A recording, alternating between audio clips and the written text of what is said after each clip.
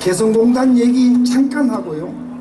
그리고 우리가 왜 북한 핵을 용납하면 안 되는지에 대해서 조금 더 말씀드리고요. 그리고는 북한, 중국, 미국, 우리 정부, 우리 정치권, 종북 세력에게 드리는 제 외침을 구하고자 합니다. 개성공단 얘기 잠깐 드리겠습니다. 우리 정부가 개성공단 폐쇄 결정을 내렸을 때 많은 분들이 아쉽게 생각했고 저도 아쉽게 생각했습니다. 장단점이 있으니까요. 그런데 정부가 그렇게 할 수밖에 없었던 데에는 세 가지 이유가 있습니다. 첫째는 중국이 우리 말을 듣지 않는데 우리 정부가 중국을 움직일 카드가 없어서 얼마나 전전긍긍했습니까? 정말 국제사회의 외교적 울림을 만들기 위해서 정부가 택한 고육지책입니다. 두 번째 이유가 있습니다. 모순입니다. 모순. 우리 정부가 국제사회를 향해서 북한에게 강력하게 제재해달라고 외치면서 그러면서 한쪽으로는 매년 1억 달러의 외화를 북한에 주는 이런 모순을 벗어나지 않고는 우리의 설득력이 부족했기 때문에 그런 행동을 취한 겁니다. 마지막 세 번째, 이게 가장 중요합니다.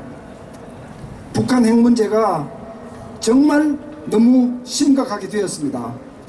이제는 원자폭탄을 넘어서 정폭 분열탄을 넘어서 수소폭탄까지 탐내는 북한 핵 문제 이대로 둘 수 없었기 때문에 정부가 그 카드를 쓴 것입니다.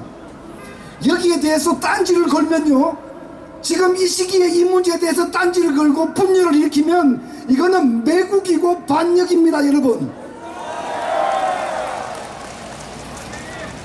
이제 북한 핵 왜 용납할 수 없는지 이유 아주 간단하게 설명드리겠습니다. 우선 북한 핵무기는요, 사용이 되면 굉장히 무섭습니다. 잘 아시지 않습니까? 그런데 우리에게는 미국이 제공하는 핵우산이 있습니다. 그런데 문제는 이 핵우산은 믿을만 하지만 100% 보장은 없습니다. 그래서 핵우산만 믿고 있을 수는 없다라는 문제가 있고요. 두 번째, 그 다음 더 중요한 문제입니다. 핵무기는 사용하면 무섭지만요, 사용 안 해도 무섭습니다. 여러분, 그걸 아셔야 됩니다. 핵무기는요, 사용이 되면 미국의 핵우산이 작동한다고 하지만 그것은 그 이후의 문제이고요. 지금처럼 북한이 핵을 사용하지 않고 호주머니에 넣고 있으면서 너 이거 뭔지 알지? 이거 뭔지 알지? 이러고만 다녀도 대한민국에게 많은 압박이 되는 겁니다. 그 부작용을 제가 세 가지만 딱 말씀드릴게요. 첫 번째는요, 북한이 핵을 사용하지 않고 있어도 이것이 우리의 심리적 균형을 무너뜨리고 한반도의 군사 균형을 무너뜨리고 북한이 대한민국한테 갑질을 하려고 하는 배경이 되는 겁니다. 북한이 우리 경제의 40분의 1밖에 되지 않습니다. 한반도를 쥐고 흔들겠다고, 갑질을 하겠다고, 남북관계를 주도하겠다고 나오는 이유가 바로 핵 문제에 있기 때문에 우리는 용납할 수 없는 겁니다. 여러분, 공감되시죠? 두 번째 이유입니다.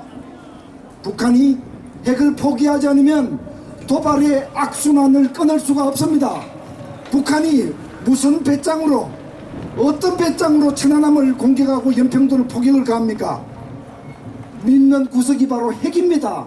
우리는 북한의 핵을 폐기시키지 못하면 북한의 도발의 악순환을 끊을 수가 없고 이 땅에 항구적인 평화도 정착시킬 수가 없습니다. 여러분, 마지막 세 번째, 북한 핵은 사용하지 않고 가지고 있어도 우리 대북 정책을 무력화시키고 통일 정책을 무력화시킵니다.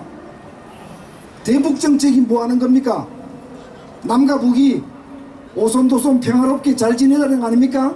북한이 핵을 가지고 우리를 위협할 수 있다고 믿는데 우리 말을 듣고 오손도손 따라옵니까? 통일 정책이 뭐 하는 겁니까? 자유민주주의 통일하기 위해서는 북한을 바꿔야 되지 않습니까? 그런데 북한이 핵을 믿고 까부는데 우리 말 듣고 바뀌겠습니까? 민주화 하겠습니까? 보고만 하겠습니까? 여러분, 북한 핵 문제는요, 통일의 가장 지대한 걸림돌입니다. 이제 제가 복잡한 설명을 요만큼만 하고 제가 드리는 외침을 드리려고 합니다. 먼저 북한에게 드리는 외침입니다. 북한에 주는 외침입니다. 북한은 핵을 가지고 있으면 결국 체제 붕괴를 앞당기고 결국은 자멸의 길로 간다는 사실을 깨닫고 지금부터 두 가지 중에 하나 해야 합니다. 자폭을 하든지 회개를 하든지 둘 중에 하나를 해야 합니다. 제가 큰 소리로 외칠 테니까 여러분 따라서 외쳐주시기 바랍니다. 혹시 박자가 맞지 않거나 소리가 너무 적으면 박자가 맞을 때까지 하겠습니다. 김정은은 자폭하라! 김정은은 회개하라! 자폭하지 말고 회개하면 그게 더 좋습니다. 그렇죠? 예, 중국에 대해서 얘기하겠습니다. 외침을 구하겠습니다. 같이 따라해 주십시오. 사드는 내 맘이다. 중국은 회개하라. 중국이 회개하면 중국 문제 다 해결됩니다. 정말 참 아깝습니다. 미국에 구하겠습니다.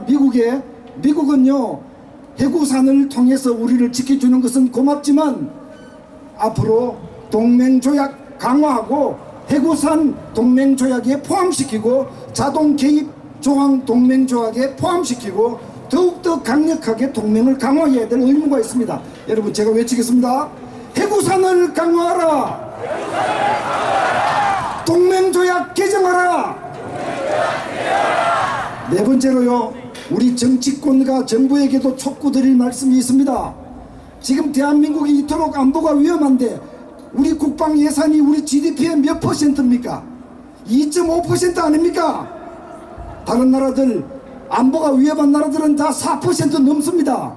이제 정치권, 정부 각성해서 국방 예산 늘리고 우리 군은 이 예산을 효율적으로 쓰겠다고 다짐을 하는 이런 각오가 필요하고요. 더 중요한 것은 아무리 우리가 외교적으로 성공하더라도 군사적으로 취약하면 외교는 결국 통하지 않습니다. 그래서 제가 외치겠습니다. 정치권은 각성하라.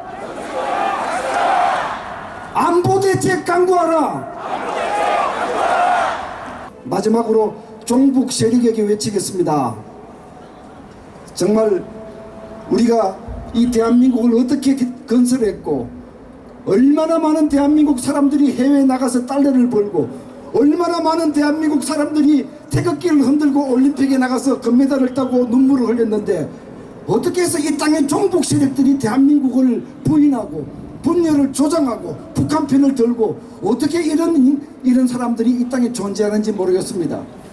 정말 우리 내부 분열을 조장하는 종북 세력이야말로 주적 중에 주적입니다. 그래서 마지막으로 외치겠습니다. 종북 세력 자폭하라. 종북 세력 회개하라. 감사합니다. 예, 대단히 고맙습니다.